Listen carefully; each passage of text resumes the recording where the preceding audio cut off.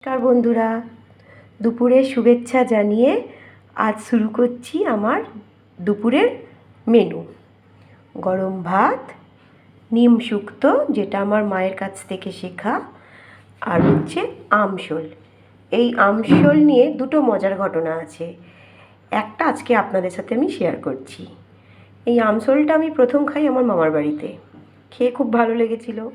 এসে বরকে বলি, সেও একদিন এনে দিল, রান্না করলাম, তারও খুব ভালো লাগলো। অবশ্য আমি ভালো রান্না করলেও সে মুখে কোনো দিন কিছু বলে না।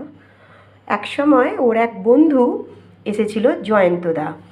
সে এসে সে আসার পর তাকে একদিন তাকেও আমশোল খাওয়ালাম। এত তার ভালো লেগে গেল, সে সব সময় খালি বলবে আমায় আমশোল খাওয়াস। আজও ফোন করেছিলাম, আমশোল করছি শুনে, আবার তার সাথে নিম শুক্তো। তার তো ভীষণ আফসোস। আমি বললাম কি আর করবে জয়ন্তদা, সোশ্যাল মিডিয়াতেই দেখে নিও, কারণ তুমি তো থাকো ডায়মন্ড হারবার, আমার পক্ষে তো সম্ভব নয় এই আমশোলটা তোমাকে খাওয়ানো।